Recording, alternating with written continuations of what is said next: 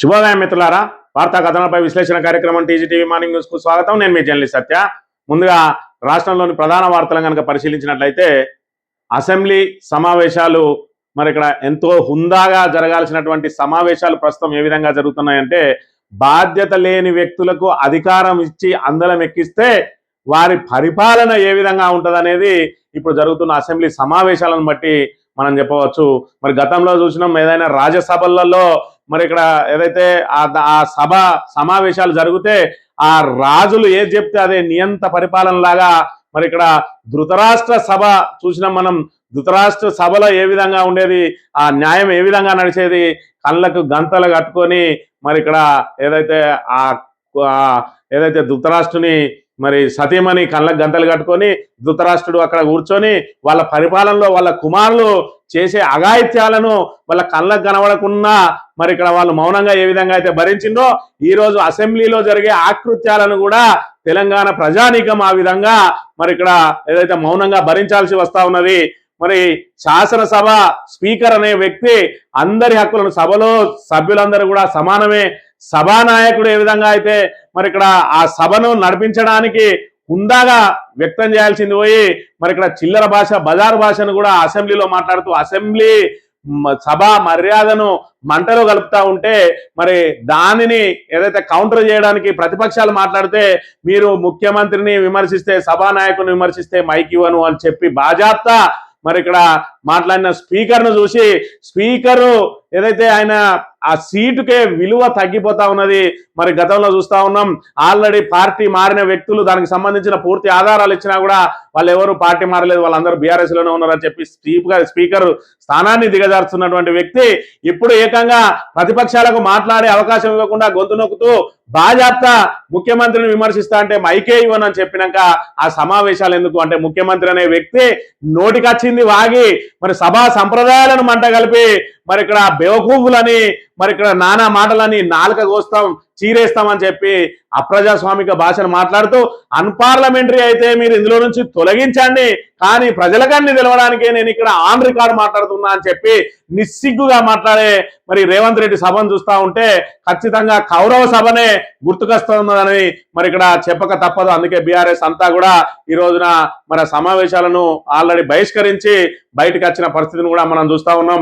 మరి అదే విధంగా చూసుకున్నట్టయితే ఇప్పుడు ఏదైతే కృష్ణా గోదావరి జలాలకు సంబంధించి వాటి మీద మాట్లాడతా అని పాలమూరు రంగారెడ్డి ప్రాజెక్టుకు సంబంధించి పీపీటీ ఇచ్చి మరి ఏదైతే ఈ 4-5 రోజుల పాటు బాగా ప్రిపేర్ అయినటువంటి ఉత్తమ్ కుమార్ రెడ్డి కొండందా వెలుగబట్టినట్టు ఆయన ఇచ్చిన పీపీటీ ఏంటంటే బీఆర్ఎస్ ఏదైతే లేవనెత్తిందో 90 టీఎంసీలు ఉన్నదాన్ని 45 టీఎంసీలకు ఎందుకు మీరు లేఖ రాయాల్సి వచ్చింది అని అంటే మరి ఆయన 45 టీఎంసీలు ఇప్పుడు మరి ఏదైతే విడుదల వారికి చేస్తాడో మళ్ళీ 45 టీఎంసీలు మళ్ళీ అడుగుతామని చెప్పి మరి డొంక తిరుగు మాటలు. మరి బీఆర్ఎస్ లేవనెత్తిన అంశం సరైనది అన్నప్పుడు దాని మీద బురదలు ఎందుకు ఇప్పటిదాకా అదే అంశాన్ని ఎందుకు బహిరంగంగా చెప్పలేదు? ఇప్పుడు అబద్ధపు అసత్యాలతోటి అన్నిటినీ పీపీటీ చేసి ఇలా ప్రజలను మాయ చేయాలని చూస్తే అందులో సభలో ఉన్న సభ్యులు కూడా ఎవరు కూడా మరి వాళ్ళే చూడడానికి ఆసక్తి కనబడకుండా ఈ రకంగా నిద్రలు పోతా ఉన్నారంటే వాళ్ళ పీపీటీ ఏ విధంగా ఉన్నదో చూడవచ్చు. మొత్తానికైతే ఏదైతే సభ ఏదైతే జరుగుతా ఉన్నదో ఆ సభకు ప్రజలు చూపిస్తున్న ఆసక్తిని ఒకసారి మనం గమనించినట్టయితే బీఆర్ఎస్ లేని ఏదైతే ప్రతిపక్షం సభలో లేని సమావేశాలను ముఖ్యమంత్రి రేవంత్ రెడ్డి ఏం చెప్తాడా అని చెప్పి ఆసక్తి చూపించే ప్రజానీకం ఎంత ఉన్నారా అని అంటే ఇగో TV9 లైవ్ పెట్టింది, 82 మంది వాచింగ్ అట. ఇదే కేసీఆర్ గనక సభలో ఉండి కేసీఆర్ గనక సమావేశాలు గనక మరి సమావేశంలో పాల్గొనున్నట్టయితే నాడు సీఎంగా ఉన్న నేడు ప్రతిపక్ష నేతగా ఆయన అసెంబ్లీలో ఉన్నంతసేపు ఏ విధంగా చూస్తా ఉన్నారు. ఇలా ఏదైతే అబద్ధాలను, అసత్యాలను, మరి చిల్లర భాషను, బజార్ భాషను, బూతులను మాట్లాడే రేవంత్ రెడ్డి సమావేశాలు చూడడానికి ఇగో 82 మంది వాచింగ్ చేస్తా ఉన్నారంటే ఇక ఇలా ఏదైతే వీళ్ళ చరిష్మా ఏ విధంగా ఉన్నదో మనం అర్థం చేసుకోవచ్చు. అసెంబ్లీ సమావేశాల పట్ల ప్రజానీకం ఎంత ఆసక్తిగా ఉన్నదో అనేది కూడా మరి ఇక్కడ మనం గమనించవచ్చు. ఆ రకంగా వీళ్ళ పరిపాలన సాగుతా ఉన్నది. ఈ 3 సంవత్సరాల పాటు మీరు ఇదే ధృతరాష్ట్ర మరి సభలాగా, కౌరవ సభలాగా అదే విధంగా నడుపుకుంటూ పోతే మరి ఇక్కడ మహామహులే మంట కలిసిపోయిండ్రు. రాబోయే రోజుల్లో మీరు కూడా కనుమరుగు కాక తప్పదు అని చెప్పి చెప్పక తప్పదు. ఇక మంతని మాజీ ఎమ్మెల్యే పుట్టా మధుకర్ గారు ఏదైతే మహనీయుల చరిత్రను సమాజానికి పరిచయం చేసే కార్యక్రమంలో భాగంగా మొన్న 28వ తేదీన డిగ్రీ కళాశాలల్లో చదువుతున్నటువంటి మరి విద్యార్థినులకు వ్యాసరచన పోటీలు హైదరాబాద్ లో నిర్వహించడం జరిగింది.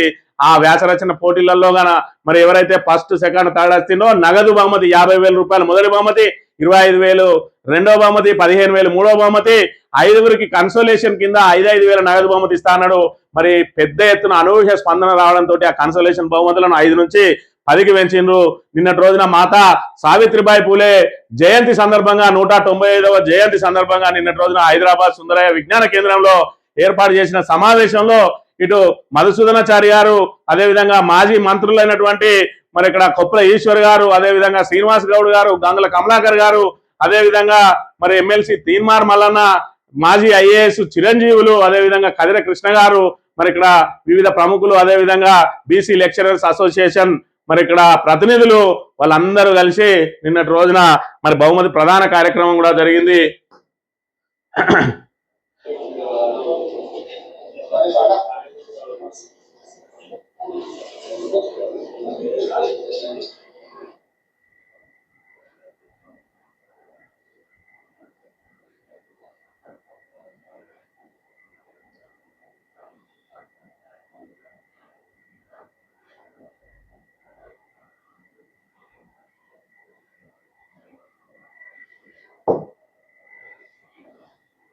ఏదైతే మహనీయుల విగ్రహాలను ఇక్కడ మంతల్లో ఏర్పాటు చేస్తూ మంతని ప్రజానీకానికి మరి ఇక్కడ ప్రజలను చైతన్యపరచడానికి మహనీయుల చరిత్రను పరిచయం చేస్తూ మహనీయుల విగ్రహాలను మరి పెట్టి మహనీయుల స్ఫూర్తితోటి ముందుకు సాగడానికి ఇటు యువత మరి ఇక్కడ వాళ్ళ స్ఫూర్తితోటి మరి ఇక్కడ విద్య ఉద్యోగాల వైపు, అదేవిధంగా రాజకీయంగా ఆర్థికంగా చైతన్యపరిచే కార్యక్రమంలో భాగంగా మరి ఇక్కడ మహనీయుల చరిత్రను పరిచయం చేస్తున్నటువంటి మరి ఏదైతే పుట్టా మధుకర్ గారు రాష్ట్ర వ్యాప్తంగా కూడా మరి మహనీయుల చరిత్రను విస్తరించే కార్యక్రమాన్ని చేపట్టిను. అందులో భాగంగా మరి ఇక్కడ ఏదైతే మాతా సావిత్రిబాయి జయంతి ఉత్సవాలను హైదరాబాద్ లో ఘనంగా నిర్వహించడం జరిగింది. ఈ సందర్భంగా పలువురు వక్తలు మాట్లాడిన మాటలు కూడా విన్నట్టయితే, ఇప్పుడు మన తెలంగాణ రాష్ట్ర బీసీ సంక్షేమ సంఘం రాష్ట్ర అధ్యక్షులు మన జాదవ్ సింహాచలం గారు మాట్లాడుతున్నారు.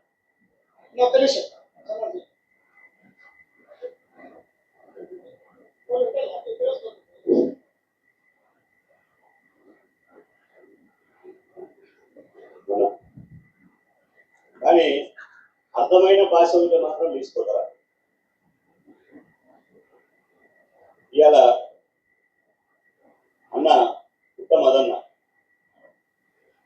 ఇది చూడండి, చాలా ఊర్జనితమైనటువంటి, అంటే ఉన్నది లేనిది, లేనిది ఉన్నది, దాని మీద వ్యాసరచన పోటీలు పెడతారు.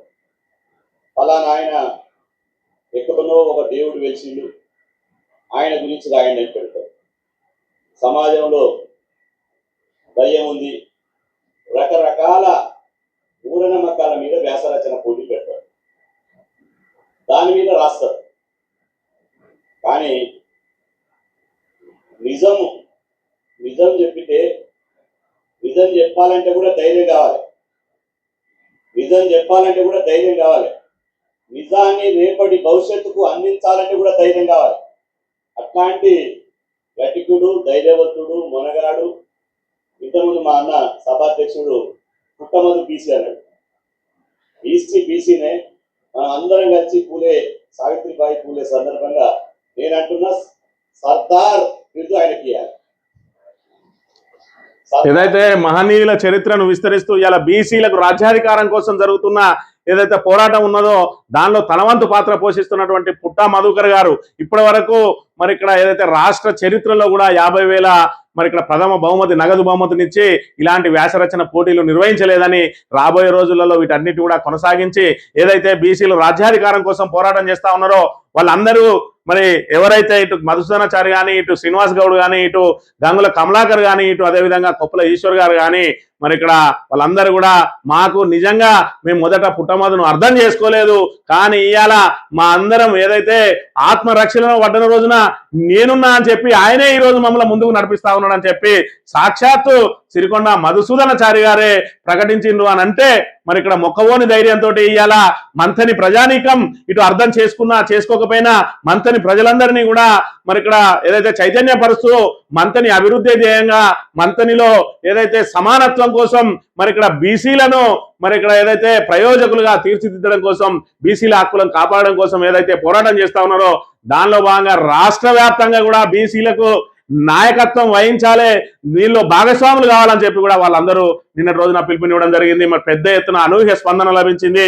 సుమారు 900 మంది అందులో ఆన్రోల్ అయ్యి మరి ఇక్కడ 450 మందికి పైగా వ్యాసరచన పోటీలలో పాల్గొని వాళ్ళందరూ కూడా మరి తమ ఏదైతే సావిత్రిబాయి పూలే జీవిత చరిత్ర నేటి సమాజానికి అన్వయింపు అని చెప్పి ఏదైతే అంశం మీద పెట్టినో మరి ఇక్కడ అనూహ్య స్పందన లభించింది. మరి ఐఏఎస్ అకాడమీ నిర్వహిస్తున్నటువంటి బాలలత గారు కూడా మరి నిన్నటి రోజున అక్కడికి వచ్చి ఆమె వంతు ఆమె సందేశం ఇచ్చి వెళ్ళడం జరిగింది. ఇదంతా నిజంగా కూడా మరి ఇక్కడ బీసీ రాజ్యాధికారం కోసం జరుగుతున్నటువంటి పోరాటంలో భాగంగా ఇవాళ బీసీ సమాజం కోసం పరితపించే మరి ఇక్కడ పుట్ట మధుకర్ గారు రాష్ట్ర వ్యాప్తంగా తన సేవలను కొనసాగించాలని మనకు వచ్చిన వక్తలందరూ కూడా కోరడం ఇక్కడ గమనార్హం. ఇక వార్తా కథనాలను కనుక పరిశీలించినట్లయితే ముందుగా నమస్తే తెలంగాణలో పాలమూరుకు దోక నోరు తెరిస్తే జూటా 45 టీఎంసీల ద్రోహంపై రేవంత్ సర్కారు వింత వైఖరి, చంద్రబాబుతో కుమ్మక్కై బీఆర్ఎస్ మీద ఎదురుదాడి, లేక బయటపడడంతో తేలిపున్న దొంగల పరిస్థితి, కేసీఆర్ హయాంలోనే డిపిఆర్ వాపసు అంటూ అబద్ధాలు, డిపిఆర్ వెనక్కి వస్తే సీఎం జాతీయ హోదా ఎలా అడిగారు, కాంగ్రెస్ హయాంలో ఉత్తర ప్రత్యుత్తరాలు ఎందుకు జరిగినాయి, మైనర్ ఇరిగేషన్ వివరాలను సిడబ్ల్యూసీ ఎందుకు అడిగింది, 45 టీఎంసీలకు అనుమతి ఇవ్వాలంటే ఎలా కోరింది, బాబు రేవంత్ ఒప్పందానికి సాక్ష్యంగా అనేక డాక్యుమెంట్లు అని చెప్పి మరి ఇక్కడ ఏదైతే కేసీఆర్ గారు ఒక్కటే రోజు బయటకు వచ్చి ప్రెస్ మీట్ ఏదైతే పెట్టిరో కాంగ్రెస్ లో అల్లకల్లోలం ప్రారంభమైంది. ఇవాళ కృష్ణా జిల్లాలో మనకి ఏ విధంగా అయితే మరి ద్రోహం జరుగుతా ఉన్నది, ఇవాళ 90 టీఎంసీల కోసం ఏదైతే మనం డిపిఆర్ ఏర్పాటు చేసినామో 45 టీఎంసీలకు ఎందుకు కుదించుకున్నది అని చెప్పి మరి పాలమూరు రంగారెడ్డి పనులు కొనసాగించకపోవడానికి కారణం ఏంది, డిపిఆర్ వాపసు వచ్చి సంవత్సరం అయినా కూడా దీన్ని ఎందుకు బయట పెడతలేరు, ఇవాళ కృష్ణా జలాలకు సంబంధించి కానీ గోదావరి జలాలకు సంబంధించి కానీ మీరు కమిటీలు ఎందుకు వేస్తా ఉన్నారు, మరి సుప్రీంకోర్టులో మీ వాదన వినిపించాల్సింది పోయి మీరు ఎందుకు కేంద్రానికి ఆంధ్రప్రదేశ్ కు తలొగ్గుతా ఉన్నారు, మరి దీన్ని అంతా కూడా ఖచ్చితంగా ప్రజలతోటే పోరాటం చేసి ఖచ్చితంగా ప్రజా పోరాటాల ద్వారా జల హక్కులను కాపాడుతాం. మరి ఉమ్మడి రంగారెడ్డి అదేవిధంగా పాలమూరు రంగారెడ్డి నల్గొండ జిల్లాలలో సభలు ఏర్పాటు చేసి జనం ఏదైతే ప్రజల భాగస్వామ్యంతో ఖచ్చితంగా మరి కేంద్రం మెడలు వంచుతాం, ఏపీ మెడలు వంచుతామని, అదేవిధంగా ఏదైతే ఈ చేతగాని ప్రభుత్వం మెడలు వంచి మళ్ళీ మన నీళ్లను మనం కాపాడుకోవాల్సిన అగత్యం ఉన్నది అని చెప్పి ఏదైతే కేసీఆర్ గారు ప్రకటించిందో మరి ఇక్కడ ఆగ మేఘాల మీద ఇవాళ సభను ఏర్పాటు చేసి మరి ఏదైతే బీఆర్ఎస్ హయాంలోనే తిరిగి వచ్చిందని లేదంటే మరి 45 టీఎంసీలు చాలా అని చెప్పిందే వీళ్ళని, అసలు కృష్ణాలో 299 టీఎంసీలకు ఒప్పుకున్నదే వీళ్ళని, అసలు కృష్ణా జిల్లాలకు మరి ఇక్కడ ద్రోహం చేసిందే బీఆర్ఎస్ అని నానా అబద్ధాలు, నోటికొచ్చిన అబద్ధాలు మరి ఇక్కడ ఏదైతే ప్రెస్ మీట్ పెట్టిన కాడ ఏదైతే మన ప్రెస్ మిత్రులు ఎవరు ప్రశ్నలు అడిగారు, ప్రశ్నలు అడిగినా ఆయన సమాధానాలు చెప్పడు, ఈయన నోటికొచ్చింది చెప్పి వెళ్ళిపోతాడు. మరి అదే విధంగా సభకు వస్తే ప్రతిపక్షాలకు మైకులు కడిగేస్తారు, మరి కౌరవ సభగా మార్చి దాన్ని మరి వీళ్ళు ఏదైతే రాక్షసానందం పొందుతా ఉన్నారు. ఇలా కాంగ్రెస్ నాయకులు అధికార మదంతో ఈ అధికారం శాశ్వతం అన్నట్టు, గతంలో కాంగ్రెస్ ఎన్నడూ ఓడిపోలేదన్నట్టు, ఇవాళ మొత్తం బీఆర్ఎస్ ఒక్కసారి ఓడిపోగానే మొత్తం మీ పనే కథమైంది అన్నట్టు, మరి 10 సంవత్సరాల పాటు మీరు ఓడిపోయినప్పుడు దానికంటే ముందు వైఎస్ఆర్ రాజశేఖర రెడ్డి ముఖ్యమంత్రి కాకముందు టీడీపీ హయాంలో 10 సంవత్సరాలు ఓడిపోయినప్పుడు అప్పుడు కాంగ్రెస్ కథం కాదట, కానీ ఇప్పుడు బీఆర్ఎస్ ఓడిపోతే మాత్రం కథం అవుతుందట. ఈ రకంగా నీచమైన మాటలు, బజారు భాష కౌరవ సభకు మించి అక్కడ జరుగుతా ఉన్నది. అందులో ఉన్న మంత్రులందరూ కూడా రేవంత్ రెడ్డి తానా అంటే తందాన కొట్టుడు, జేబులు నింపుకోవడం కోసం మరి రేవంత్ రెడ్డిని జోగుడు తప్ప వాళ్ళకు కూడా ప్రజా సమస్యలు పట్టవని మరి ఇక్కడ దీని ద్వారా తేటతెల్లమైతా ఉన్నది. ఈ అసెంబ్లీలోను రేవంత్ రోత భాష, నిన్న కొడంగల్లోనూ నీ అమ్మ నేడు నిండు సభలో సిగ్గుపడేలా బూతులు బడివే అంటూ ఇష్టారీతిగా తిట్లదండకం తలపట్టుకున్న అక్బరుద్దీన్ ఓవైసీ పగలబడి నవ్విన పొంగిలేటి ఎమ్మెల్యేలు సిగ్గు శరం ఉండాలి, మీరు మనసులా గాడులా మరి ఇక్కడ మిమ్మల్ని మరి ఏదైతే ప్రజలకు మీరు ఏదైతే దిక్చూసిగా ఉండాల్సిన వాళ్ళు ఇలా సభలో పోయి మరి ఇక్కడ గాడులు కొట్లాడినట్టు కొట్లాడుతా ఉన్నారు. ఇలా నోటికొచ్చిన భాష, ఇలా అధికార పక్షం ఎంత హుందాగా ఉండాలి, బడివెలు ఆ బడివేగాలను పంపించిర్రు, ఎందుకు వచ్చిర్రు వాళ్ళని చెప్పి నిన్నటి రోజున మాట్లాడతాడు.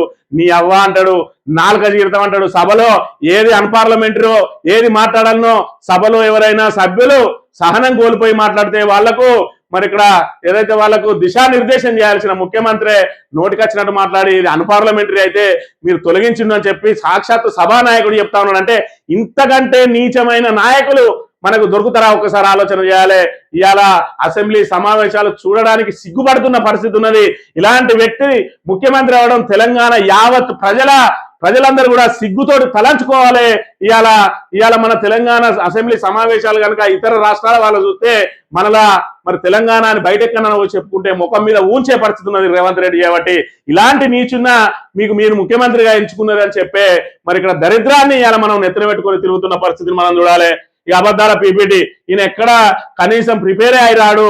మొత్తం 3-4 రోజులు చదివినట్టు ఐఏఎస్ పాస్ అవునట. ఆ చదివితే అబద్ధాలు ఏ విధంగా అని బట్టి పట్టుకొని అదంతా ఒక కాడ పెట్టుకొని మనం చెప్పుడైనా చెప్పడానికి ఇనటోళ్ళు ఒక వాట నోటికి వచ్చింది చెప్పుకుంటా అదో పీపీటీ అని చెప్పి చెప్తాడు. అసెంబ్లీ వేదికగా రేవంత్ రెడ్డి ప్రభుత్వ దుష్ప్రచారం, పాలమూరు పాపాన్ని కప్పిపుచ్చుకోవడానికి తంటాలు, నెపాన్ని బీఆర్ఎస్ పై మోపి తప్పించుకునేందుకు యత్నం, కృష్ణా జలాల వివాదంపై మంత్రి ఉత్తమ్ కుమార్ రెడ్డి అడ్డగోలు వాదనలు, వాస్తవాలను దాసి అర్ధసత్యాలు అర్ధగణాంకాలు వెల్లడి, తాత్కాలిక జల ఒప్పందాన్ని శాశ్వత ఒప్పందంగా ప్రచారం, జూరాలను వినియోగించుకునే దుస్థితికి కారణం చెప్పిన మంత్రి, ఏపీ జలదోపిడికి ఊతమిచ్చిన విషయాన్ని వెల్లడించిన ఉత్తమ్ అని చెప్పి ఇవాళ జూరాల దగ్గర మరి అది మొత్తానికే 9 టీఎంసీల కెపాసిటీ కలిగింది. అక్కడి నుంచి పాలమూరు రంగారెడ్డికి మరి దాని కిందనే 5.5 లక్షల ఎకరాలకు సంబంధించి ఆయకట్టు ఉన్నది. ఇలా జూరాల నిండితే 5.5 లక్షల ఎకరాలు పడతాయి, లేదంటే క్రాప్ హాలిడే చేసే పరిస్థితి ఉన్నది. అదంటిది 175 టీఎంసీల సామర్థ్యం కలిగినటువంటి శ్రీశైలం నుంచి ఇక పాలమూరు రంగారెడ్డికి ఈ వాటర్ సోర్స్ ను మార్చి అక్కడి నుంచి తెచ్చుకొని కృష్ణా జలాలు మనం ఖచ్చితంగా 90 టీఎంసీలు వాడుకోవడానికి బీఆర్ఎస్ ప్రభుత్వం ప్రయత్నం చేస్తే మీరు జురాల నుంచి శ్రీశైలంకి ఎందుకు మార్చారు? దీనిలో పెద్ద ఎత్తున అవినీతి అంటారు. అరే మీకు చేతగాని దద్దమ్మలు మీతోటి మరి మీకు చేత కాదు, సాగు రాదు. 50 సంవత్సరాలు పరిపాలించి ఇలా కృష్ణాకు సంబంధించి కానీ మరి గోదావరికి సంబంధించి కానీ ఎలాంటి ప్రాజెక్టులు కట్టకుండా మరి స్వతంత్రానికి పూర్వం కట్టిన ప్రాజెక్టులతోటే వెళ్ళ తీసుకుంటా వచ్చిండ్రు. ఇవాళ తెలంగాణకు తీరని ద్రోహం చేసిన దద్దమ్మలు ఇవాళ మళ్ళా బీఆర్ఎస్ ఏదైతే మరి ఇక్కడ ఆంధ్ర జలదోపిడికి అడ్డుకట్ట వేసి ఇలా కాళేశ్వరం లాంటి బృహత్తరమైన ప్రాజెక్టులు కట్టి పాలమూరు, డిండి, నెట్టెంపాలు లాంటి ఈ ప్రాజెక్టులన్నింటినీ కూడా పూర్తి చేసుకుంటా వస్తా ఉంటే ఇవాళ మళ్ళీ ఏదైతే అబద్ధాలతోటి అసత్యాలతోటి మరి ఇక్కడ అరచేతిలో వైకుంఠం చూపించి 6 గ్యారెంటీల పేరుతోటి 420 మోసపు వాగ్దానాలు ఇచ్చి ఇవాళ ప్రజలను నట్టేయడం నుంచి అధికారంలోకి వచ్చి ఇవాళ పాలమూరు రంగారెడ్డి ప్రాజెక్టు పూర్తి చేయడం చేతగాక మళ్ళీ గత ప్రభుత్వం మీద నెపన్నెట్టే ప్రయత్నం చేస్తా ఉన్నది ఇలా కాంగ్రెస్ ప్రభుత్వం.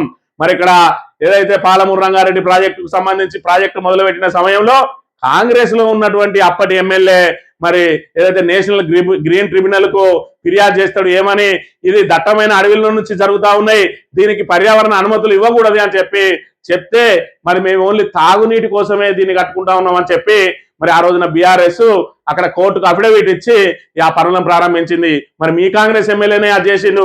ఎక్కడ కూడా సాగునీటి ప్రాజెక్టులకు మొదటగా మరి అన్ని అనుమతులు వచ్చిన తర్వాత ప్రారంభించాలంటే ఏళ్లకేళ్లు గడిచాయి కాబట్టి ముందుగా తాగునీటి పేరుతోటి ప్రాజెక్టులు మొదలు పెట్టుకొని ఆ తర్వాత దాన్ని సాగునీటికి విస్తరించుకుంటారు. మరి ఆ మాత్రం తెలియని దద్దమ్మలు ఎలా మనకు పాలకులుగా ఉన్నారు అని అంటే మన పరిస్థితి ఏ విధంగా ఉన్నదో అర్థం చేసుకోవాలి. తప్పొప్పుకున్న కాంగ్రెస్ సర్కార్ 45 టీఎంసీల కోతపై వెనకడుగు, 90 టీఎంసీలతో అనుమతి ఇవ్వాలి, నల్లమల సాగర్ కు అనుమతులు ఇవ్వద్దు, కేంద్రాన్ని కోరుతూ అసెంబ్లీలో తీర్మానాలు.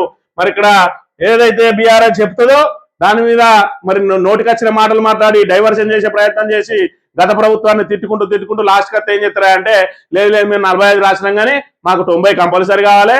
మరి నల్లమల సాగర్ కు మేము ఊకుందాం అనుకున్నాం కానీ బీఆర్ఎస్ ఊకొనిత్తలేదు, మళ్ళా నల్లమల సాగర్ కూడా మీరు అనుమతులు ఇవ్వద్దని చెప్పి కేంద్రానికి పెడతా ఉన్నారు. బీఆర్ఎస్ చెప్పరాక మీకు సోయి లేదా? మీరు మనుషులు కాదా? అన్నం తింటలేరా? ఇవాళ తెలంగాణ ప్రజానీకం మిమ్మల్ని ఎందుకు ఎన్నుకున్నారు? మీ జేబులు నింపుకోవడానిక? ఎవడు చూడు మనిషికో ప్రైవేట్ ఆఫీస్ పెట్టిరట, ఎవడు వచ్చినా ఆడే దోచుకుంటాను. ఇవాళ మంత్రుల కుటుంబ సభ్యులను ఒకసారి గమనించారు, బయట ఎక్కడన్నా కనబడతారా? మొత్తం దోపిడీ మీద ఎగబడ్డారు. వాళ్ళకి టైమే దొరుకుతలేదు. మరి నిత్యం నా తమ్ముడు అందుబాటులో ఉంటాడని చెప్పిన మరి ఇక్కడ ఈ మంత్రి శ్రీధర్ బాబుల తమ్ముడు ఎక్కడో ప్రజలకు ఏడు అందుబాటులో ఉంటాడో ఒక్కసారి చూడండి. మరి ఇక్కడ ఏదైతే దీపం ఉన్నప్పుడే ఇల్లు సర్దు పెట్టుకోవాలని అన్నట్టుగా మరి అక్కడ మొత్తం దోచుకునేడానికి ప్రయత్నం చేస్తా ఉన్నారు. ప్రైవేట్ ఆఫీసులు తెరిచిండ్రు, అదే పనిగా ఉన్నారు. ఏదైతే జనాల నాడి పట్టింది వాళ్ళు ఏం లేదు, ఇప్పుడు ఏం అవసరం లేదు, నెలకో 2 నెలలకు ఒకసారి రావాలి, అక్కడ గుడికో బడికో ఎడుకో కాడికి పోయి వాళ్ళ కనబడాలి, మళ్ళీ ఎలక్షన్ల ముందు డబ్బు సంచులతో రావాలి, జనాలను దోచుకొని పోవాలి అనేదే వాళ్ళ ప్రధానమైన ఎజెండా. డాక్యుమెంట్లు ఒప్పు, సీఎం డైలాగులే తప్పు. అసెంబ్లీలోనూ అవగాహన రాహిత్యాన్ని బయటపెట్టుకున్న సీఎం బచావత్ కేవలం కేటాయింపులకే 811 టీఎంసీల వాటాలు, ఆ కండిషన్ తోనే నాడు తాత్కాలిక ఒప్పందం. బ్రిజేష్ ట్రిబ్యునల్ అమల్లోకి వస్తే అందులోనూ వాటాలకు అవకాశం, అసెంబ్లీ వేదికగా చెప్పింది ముఖ్యమంత్రి. మరోవైపు 490 టీఎంసీలు అడగలేదంటూ ఆరోపణలు. మరి ఇక్కడ అడుగుతాడు ఏమి, అప్పుడు కేసీఆర్ ఏమేం చేసిండు, ఎంత అడిగిండు, 699 అడిగిండు, 69% అడిగిండు. మనం 71 అడుగుదాం, అడుగుడే కదా, దానికి మన దగ్గర ఏమన్నా ఉంటాయా అంటే ఏముండయి. కేసీఆర్ ఏమేమి రాసిండో చూడండి, ఆ రాసిన లేఖదేంది, దానిలో 69 కాడ 71 పెట్టి కింద నా పేరు పెట్టుండి. ఇగో ఇది మన ముఖ్యమంత్రి చేసే పని. దేని మీద అవగాహన ఉండదు, కనీసం బేసిన్ల పేర్లు కూడా తెలియని మరి ముఖ్యమంత్రి ఇవాళ మొత్తం నేను తెలంగాణ కోసమే పుట్టినా, తెలంగాణ కోసమే పెరిగినా, తెలంగాణ కోసమే సత్తా అన్నట్టు మాట్లాడుతాడు. సమైక్యాంధ్రవాదుల సంకలనాకిన వ్యక్తి ఇవాళ తెలంగాణకు ముఖ్యమంత్రి అయి ఇవాళ తెలంగాణ ప్రయోజనాలు కాపాడుతున్నా అని చెప్తే ఎవడన్నా నమ్ముతాడా? ఒకసారి ఆలోచన చేయాలి. అసెంబ్లీలో సీఎం అబద్ధాల వరద, అత్యంత జుగుప్సాకరంగా వ్యాఖ్యలు, నిండు సభలో బడివే అంటూ బూత్ పదాలు, నాలుక కోస్తా అంటూ నేర ప్రవృత్తి మాటల. సీఎం రేవంత్ భాషను క్షమించదు, స్పీకర్ వారించకపోవడం దురదృష్టకరం. హరీష్ రావు ఆయన ఏమంటా ఉన్నాడు,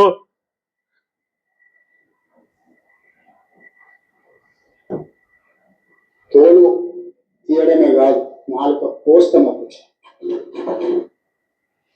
తోలు తీయడమే కాదు నాలుక కోస్తాం అధ్యక్ష.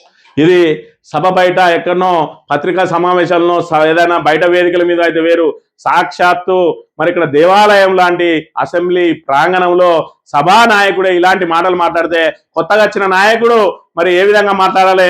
రేపటి రోజున తెలంగాణలో భవిష్యత్తు రాజకీయ సమావేశాలు ఏ విధంగా ఉంటాయి? అరే నేను కత్తిపెట్టి పుడతా అంటే, అరే నీ బొత్తల కొడతా, నీ పేగులు తీస్తా, అరే నీ గుదమిద్దంతా అని చెప్పి మాట్లాడుకోవాల్సి వస్తుందా? మరి రాబోయే సమావేశాల్లో ఇలాంటి వ్యక్తులు ఎలాంటి నీచమైన భాషని ఏ విధంగా వాడుతా ఉన్నారు, రేపటి భవిష్యత్ తరాలకు ఏ రకమైన సందేశం ఇస్తా ఉన్నారు ఈ కాంగ్రెస్ నాయకులు, దద్దమ్మలు, తెలివిలేని మరి సన్నాసులు ఇవాళ ప్రధాన ప్రతిపక్షాన్ని ఎదుర్కోలేక బూతులతోటి ఇవాళ సభా గౌరవాన్ని ఏ విధంగా దెబ్బతీస్తా ఉన్నారో కూడా ఒకసారి అర్థం చేసుకోవాలి. కంటి వెలుగు మంచి కార్యక్రమం, మండలి చైర్మన్ గుత్తా సుఖేందర్ రెడ్డి ప్రశంసలు, స్కీమును అమలు చేయాలని సర్కారు సూచన, కంటి వెలుగు అమలుకు కమిటీ వేస్తామంటున్న దామోదర రాజనరసింహ. బీఆర్ఎస్ హయాంలో 3 కోట్ల మందికి పైగా లబ్ధి జరిగింది. అసలు కంటి వెలుగుని మరి ఇక్కడ బీసీ బంధు మంచి కార్యక్రమమే, దళిత బంధు మంచి కార్యక్రమమే, అదేవిధంగా కేసీఆర్ కిట్టు మంచి కార్యక్రమమే, మరి అదేవిధంగా న్యూట్రిషన్ కిట్టు మంచి కార్యక్రమమే. మరి ఇక్కడ ఏదైతే మాతా శిశు కేంద్రాల్లో మరి ప్రభుత్వ ఆసుపత్రుల్లోనే ప్రసవాలు వాళ్ళ కోసం 12,000 ప్రోత్సాహకం మంచి కార్యక్రమమే. అసలు రైతు బంధు మంచి కార్యక్రమమే, రైతు ఏదైతే బీమా మంచి కార్యక్రమమే. కేసీఆర్ ప్రవేశపెట్టిన ప్రతి కార్యక్రమము మంచి పథకమే. కాబట్టి ఇలా తెలంగాణ మొత్తంగా భారతదేశంలోనే నెంబర్ 1 గా నిలబడగలిగింది. ఇలా సంక్షేమం, అభివృద్ధి సమపాలలో వెళ్తూ 9.5 సంవత్సరాల్లోనే మరి ఇక్కడ భారతదేశంకు దిక్చూసిగా మారింది తెలంగాణ. అది కేసీఆర్ మరి ఇక్కడ బంగారు తెలంగాణ మార్చే కార్యక్రమంలో జరిగిన మార్పు అనే విషయాన్ని మనం ఇక్కడ ప్రధానంగా గమనించాలి. ఆటో డ్రైవర్ల అసెంబ్లీ ముట్టడి ఉద్రిక్తం, ఎక్కడి వారు అక్కడే అరెస్ట్ చేసిన పోలీసులు, అసెంబ్లీ వద్ద ఆటో డ్రైవర్ల మెరుపాందోళన ఈడ్చిపారేసిన పోలీసులు. మరి ఇక్కడ ఆటో డ్రైవర్ల వంత అయింది. ఇప్పుడు ఇటు ఆటో డ్రైవర్లు, ఇటు మాజీ సర్పంచులు, ఏ వర్గం మీ దగ్గర సంతోషంగా ఉన్నది? ఇవాళ మేము 1 తారీఖే జీతాలు ఇస్తామన్నారు. పాపం రిటైర్డ్ ఉద్యోగులకు సంబంధించి వాళ్ళకు వేల కోట్ల రూపాయల బాకీ ఉన్నారు. ఇలా రిటైర్డ్ అయిన వాళ్ళు తమకు సొంతంగా వైద్యం చేయించుకోవాల్సిన అవసరం ఏర్పడితే చచ్చిపోతున్నారు తప్ప పైసలు మాత్రం ఇస్తలేదు. ఇలా గవర్నమెంట్ అంటే ఏ విధంగా ఉన్నది? ఇలా పాలన మీద ఇంకా కూడా మేడిపండు చందంగానే ఉన్నది. పొట్ట నిండా పురుగులు వస్తూనే ఉన్నాయి, అప్పులు పెరుగుతూనే ఉన్నాయి. రేపు మూసీకి 1,50,000 కోట్లు పెడతారట. ఇప్పటికే 3 లక్షల కోట్లకు దగ్గరికి వచ్చింది అప్పు. మరి కొత్త పథకం లేదు, కొత్త ప్రాజెక్ట్ లేదు, సంక్షేమ పథకాల అమలు లేదు, 6 గ్యారెంటీలను అమలు చేసి లేదు, 420 హామీలు ఏ విధంగా అమలు చేస్తారన్న దానికి కార్యాచరణ లేదు. ఫ్యూచర్ సిటీ పేరుతోటి మరి ఇక్కడ రియల్ ఎస్టేట్ నడిపించుకోవడానికి ప్రయత్నం చేస్తూ ఆ 2,50,000 కోట్లు దాటినటువంటి అప్పును మరి ఏం చేసిరు అనే దానికి లెక్కలేవు. ఆదాయం పెంచుతాం, ప్రజలకు పంచుతాం అంటాడు. ఇప్పటి వరకు పెంచిన ఆదాయం ఏది, పంచింది ఏది ప్రజలకు? ఇవాళ కనీసం రైతులకు యూరియా బస్తా కూడా ఇవ్వలేని దుస్థితిలో ఉన్నది ప్రభుత్వం అనే విషయాన్ని మనం గమనించాలి. ఇక్కడ చూడవు మరి ఇక్కడ కాంగ్రెస్ వాళ్లకు బస్తాల మీద బస్తాలు ఇస్తానంటే 20 నుంచి 30. మరి ఇక్కడ ములుగు జిల్లా మల్లంపల్లి మండలం దేవనగర్లో రైతు 10 రోజులు తిరిగితే 2 బస్తాలు ఇచ్చారట. ఈ 2 బస్తాలు ఏం చేసుకోవాలని అక్కడనే పెట్రోల్ పోసి తగలబెట్టి తన ఆవేదనను, తన మనోవేదనను ఇక్కడ వ్యక్తపరిచిండు మరి ఇక్కడ యువ రైతు అనే విషయాన్ని కూడా మనం ఇక్కడ గమనించాలి. ఇక అట్టుడికి ఆదిలాబాద్ బీఆర్ఎస్ ఆధ్వర్యంలో ఎంపీ ఎమ్మెల్యే ఇంట్ల ముట్టిడి, అడ్డుకున్న పోలీసులు కార్యకర్తల గాయాలు, మాజీ మంత్రి జోగురామన్న నాయకుల అరెస్ట్ అట. మిట్టపల్లి కేజీబీవీలో విద్యార్థిని మృతి, స్పృహతప్పి పడిపోయిన అరిసిని దవాఖానకు తరలిస్తుండగా మృతి, గుండెలు పగిలేలా తల్లిదండ్రుల రోదన. అసలు ఏం జరుగుతుంది ఈ సంక్షేమ హాస్టళ్లలో, ఏం జరుగుతున్నది కేజీబీవీలో, ఏం జరుగుతున్నది గురుకుల పాఠశాలలో, ఏం జరుగుతా ఉన్నది? ఎందుకు విద్యార్థులు మృత్యువాత పడతా ఉన్నారు? విద్యాశాఖ మంత్రి కూడా చేతుల్లో పెట్టుకున్న రేవంత్ రెడ్డి అసమర్థ మంత్రి, అసమర్థ ముఖ్యమంత్రి ఏం చేస్తా ఉన్నాడు? ఇవన్నిటిని ఎందుకు అరికట్టలేకపోతా ఉన్నాడు అని అంటే వాళ్లకు ఈ డబ్బు సంపాదన కోసం స్కెచ్ వేయడానికే సమయం సరిపోతలేదు, ఇంకా ఈ సమస్యల మీద ఎప్పుడు దృష్టి పెట్టు అన్నట్టుగా ఉన్నదని వాళ్ళ పరిస్థితి. సాక్షి దినపత్రిక విషయానికి వస్తే వెనిజులాపై అమెరికా భీకర దాడులు, దేశాధ్యక్షుడు బందీ, ప్రకటించిన అమెరికా అధ్యక్షుడు డొనాల్డ్ ట్రంప్. యుద్ధ నౌకలో మధుర దంపతులు న్యూయార్క్ తరలింపు. దక్షిణ అమెరికా దేశంలో ట్రంప్ సేన దమనకాండ, ఖరాకస్ పై క్షిపణులు, రాకెట్లతో దాడి, 7 చోట్ల బాంబు పేలులతో విధ్వంసం. ఇవాళ ఏదైతే వెనిజులాకు సంబంధించి అక్కడ మరి దుబాయ్ కంటే ఎక్కువ నిల్వలు ఉంటాయట ఆయిల్ నిక్షేపాలు, వాటి మీద కన్నేసినటువంటి మరి ఇక్కడ ఏదైతే అమెరికా ట్రంప్ నేతృత్వంలోని అమెరికా వాళ్లను బందీలుగా చేసుకొని వాటిని గుత్తాధిపత్యం చేసుకోవాలని చెప్పి, వెనిజులా అనేది చిన్న దేశం, మరి పెద్ద ఎత్తున చమురు నిల్వలు ఉన్నాయి, వాటన్నిటిని కూడా ప్రైవేట్ పరం కాకుండా మరి దేశానికి అంకితం చేసిందట. ఈయన ఎవరైతే మరి మదురో అనే అధ్యక్షుడు, దేశాధ్యక్షుడు, వెనిజులా దేశాధ్యక్షుడు మదురో దాని జాతికి అంకితం చేయడంతో మరి ఇక్కడ అమెరికా ఏదైతే ప్రైవేటు సంస్థల చేతుల్లో ఉంటే గుత్తాధిపత్యం చేసుకోవచ్చు అని చూసింది. ఇలా ప్రభుత్వం టేక్ ఓవర్ చేసింది కాబట్టి ప్రభుత్వాన్నే మరి ఇక్కడ దమనకాండ సృష్టించి వాళ్ళ మీద దాడులు చేసి మరి ఏదైతే అధ్యక్ష దంపతులిద్దరిని కూడా మరి ఇక్కడ న్యూయార్క్ తరలించి వీళ్ళు డ్రగ్స్ వీళ్ళ దగ్గర నుంచే మనకు వస్తాయి అని చెప్పి వాళ్ళ మీద ఒక నెపం నెట్టి ఇవాళ వాళ్ళ ఆయిల్ నిక్షేపాలన్నిటి కూడా దోచుకపోవడానికి ఇవాళ అగ్రదేశం పనిన కుట్ర ఈ విధంగా ఉన్నది. దేవుడి మీద ఆన, నేను ఉన్నంతకాలం తెలంగాణ ప్రజల హక్కులకు భంగం కలగనీయ, నదీ జలాలు అభివృద్ధి విషయంలో మేమంతా ఏకాభిప్రాయంతో పనిచేస్తాం. అసలు నువ్వే తెలంగాణకు పట్టిన దరిద్రం, అసలు తెలంగాణ హక్కులను భంగపరిచేదే నువ్వు, అసలు తెలంగాణను సర్వనాశనం చేసేదే నువ్వు, తెలంగాణలో సర్వభ్రష్ట పాలన జరుగుతున్నదే నీ హయాంలో, నువ్వుంటేనే తెలంగాణ భ్రష్టు పట్టిపోతుంది. ఇంకా నేనున్నంత కాలం అని అంటే ఈ 3 ఏళ్ళు మరి నువ్వుండే కాలం 3 ఏళ్లే, ఈ 3 ఏళ్ల కాలం ఖచ్చితంగా తెలంగాణకు దరిద్రం పట్టినట్టే. నిన్ను ఎప్పుడైతే సీటు మీకెళ్ళి ఖాళీ చేస్తావో ఆ రోజే నువ్వే కాదు నీ కాంగ్రెస్ పార్టీయే మొత్తం మరి ఇక్కడ ఏదైతే ఆ సీట్ నుంచి దిగిపోతుందో, నీ కాంగ్రెస్ ప్రభుత్వం పడిపోతుందో అప్పుడే తెలంగాణ ప్రజలకు మళ్ళీ మరి ఇక్కడ ఊపిరి పడుతుంది, అప్పుడే మళ్ళీ మనం ముందుకు సాగలుగుతాం. ఇవాళ ఏ మారుమూలకు పోయినా కూడా ఒక గుంట భూమి అమ్ముకోలేకపోతా ఉన్నారు. రైతుకు ఇబ్బంది అయితే తన పొలం మరి 2 ఎకరాలు 3 ఎకరాలు ఉన్న వాళ్ళు 1 ఎకరం అమ్ముకుందామన్నా, ఎక్కడైనా ఎవరికైనా ఫ్లాట్ ఉంటే ఫ్లాట్ అమ్ముదామన్నా కూడా ఇలా రాష్ట్ర వ్యాప్తంగా భూముల ధరలు పడిపోయినాయి, రియల్ ఎస్టేట్ పడిపోయింది, పూర్తిగా ఆదాయం సన్నగిల్లింది, ఎవరి చేతిలో చూసినా రూపాయి లేని పరిస్థితి ఉన్నదనే విషయాన్ని మనం ఇక్కడ గమనించాలి. ఆంధ్రజ్యోతి విషయానికి వస్తే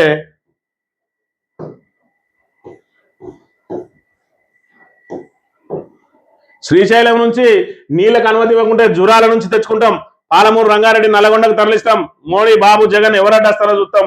2 ఏళ్ల నుంచి ఏం చేస్తానో మరి ఎవరడ్డం వస్తాను? ఈ ఉత్తర కుమార ప్రగల్భాలు మరి ఇక్కడ అసెంబ్లీలో లేకపోతే మైకుల ముందు తొడలు కొట్టుడు కాదు, అక్కడ పోయి మళ్ళీ మోడీకి చంద్రబాబు నాయుడుకు దండం పెట్టుడు కాదు. ఖచ్చితంగా నీకు నిజంగా నీకు చిత్తశుద్ధి కనుక ఉన్నట్టయితే ఖచ్చితంగా మరి ఇవాళ పాలమూరు రంగారెడ్డి ప్రాజెక్టు సంబంధించి డిపిఆర్ ఏదైతే వెనక్కి వచ్చిందో దాని మీద ఎందుకు పోరాటం చేస్తలేవు? మరి ఇక్కడ ఏదైతే ఆ ఢిల్లీ పోయి వాళ్ళ దగ్గర మోకరిల్లి వాళ్ళకి కమిటీలు వేసి మరి ఇక్కడ ఏదైతే పోలవరం అదేవిధంగా నల్లమల సాగర్ లింక్ కు సంబంధించిన కెనాల్ పనులకు మరి ఇక్కడ కమిటీ వేసి వాళ్ళకి గ్రీన్ సిగ్నల్ ఎందుకు ఇస్తానో, పోరాటం ఎందుకు చేస్తలేవు, వాళ్ళ మీద ఈ డిపిఆర్ వాపసు వచ్చిన విషయాన్ని ఎందుకు దాచిపెడతా ఉన్నాం అనే విషయాన్ని కూడా ప్రజలకు తెలియజేయాలి.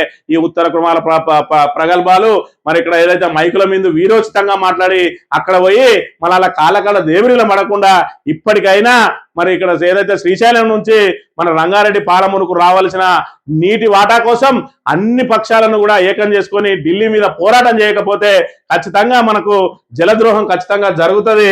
దానికి నువ్వే బాధ్యునివైతావు. కేసీఆర్ నిర్ణయాలు ప్రాజెక్టులకు మరణ శాసనం అయ్యాయట. 35% పనులు చేసి 90% అయ్యా అంటారా? 3 ఏళ్ల లోపు కృష్ణా ప్రాజెక్టులు పూర్తి. నీకు చేతగాంతనంతో 3 ఏళ్ల లోపు కృష్ణా ప్రాజెక్టులు పూర్తి తర్వాత ముచ్చట. ఎస్ఎల్బిసి కనీసం ఒక 100 మీటర్లు అన్నది అవి చూపించు, అప్పుడు తెలుస్తుంది నీ పనితనం ఏందన్నది. ఎస్ఎల్బిసిని 2 ఏళ్లలో పూర్తి చేస్తామన్నారు, 2 ఏళ్ళు అయింది. మరి ఏది నీ పూర్తి? అక్కడ 8 మంది సజీవ దహనం అయితే కనీసం వాళ్ళ శవాలను కూడా బయటికి తీయలేని దద్దమ్మ ప్రభుత్వం ఇవాళ మళ్ళీ ఇంకా కేసీఆర్ ను తప్పుపడతా ఉన్నది. నీటి ప్రాజెక్టుల విషయంలో కేసీఆర్ కనుక తప్పుపట్టినట్టయితే ఖచ్చితంగా నిన్న తెలంగాణ సమాజం మిమ్మలను మరి ఇక్కడ క్షమించదనే విషయాన్ని మీరు ఇక్కడ గమనించాలి. ఇక వెనుజులాపై మెరుపు దాడి అట.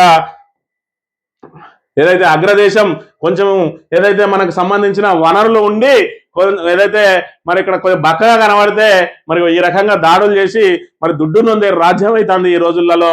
అది దేశాల పరంగా చూసుకున్నా లేదంటే కాన్స్టిట్యున్సీల పరంగా చూసుకున్నా కూడా దుడ్డు నొందే రాజ్యం అవుతుంది అనడానికి ఇదే ప్రధానంగా మరి ఉదాహరణగా చూపించవచ్చు.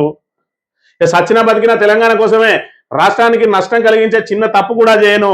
మరి ఆ రోజు సచ్చినా బతికిన తెలంగాణ కోసమే అని చెప్పి నువ్వు చెప్పే మాటలలో ఎంత చిత్తశుద్ధి ఉన్నది. ఆ రోజున సమైక్యాంధ్రుల సంకనాక్కుంటా తెలంగాణ వాదుల మీద ఎందుకు తుపాకి ఎక్కినావు? ఇప్పటి వరకు ఒక్కరోజు కూడా జై తెలంగాణ అని ఎందుకు అనలేదు? కనీసం నీ నోటి నుంచి జై తెలంగాణ అనే వ్యక్తి ఇలా తెలంగాణ కోసం నేను ఏమో చేస్తా అంటే ఎట్లా నమ్ముతారు? నీకు ముఖ్యమంత్రి పదవి కావాలి, మరి ఆ పీఠం ఎక్కినావు, ఇప్పుడేం కావాలి? ఆ ముఖ్యమంత్రి పీఠాన్ని నుంచి నిన్ను దించకుండా నీకు భరోసా కావాలి. ఒకవేళ దించితే నీకు అపన్నాస్తం అందించడానికి బీజేపీ కావాలి, దానికి మాట్లాడడానికి నీకు నీ గురువు చంద్రబాబు కావాలి. దానికోసం ఇవాళ తెలంగాణ ప్రయోజనాలన్నింటినీ కూడా నీ గురువుకు తాకట్టు పెట్టడానికి సిద్ధంగా ఉన్నావు. ఇవాళ తెలంగాణను కేవలం నోటితోటి మాట్లాడుకుంటూ నొసలుతోటి మరి వెక్కిరిస్తూ ఇవాళ పేరుకేమో మైకుల ముందర మాట్లాడి పనులు మాత్రం వాళ్ళకు అనుకూలంగా చేసి నువ్వు చెప్పేది ఒకటి చేసేది ఒకటి. ఇవాళ తెలంగాణను పూర్తిగా భ్రష్టు పట్టిస్తున్నటువంటి రేవంత్ రెడ్డికి ఖచ్చితంగా తెలంగాణ ప్రజానీకం బుద్ధి చెప్పాలంటే ఓటు ద్వారానే బుద్ధి చెప్పాలి. ఖచ్చితంగా బీఆర్ఎస్ మాత్రమే తెలంగాణకు శ్రీరామ రక్ష అనే విషయాన్ని ప్రజలందరూ కూడా గమనించాలి. గమనించి ఇప్పటికైనా మరి ఇక్కడ వీళ్ళ మెడలు వంచడానికి బీఆర్ఎస్ చేసే పోరాటంతో కలిసి రావాలని కోరుతూ ఇది ఈ రోజు మార్నింగ్ న్యూస్. తెలియపగలుగుతాం. Thank you very much.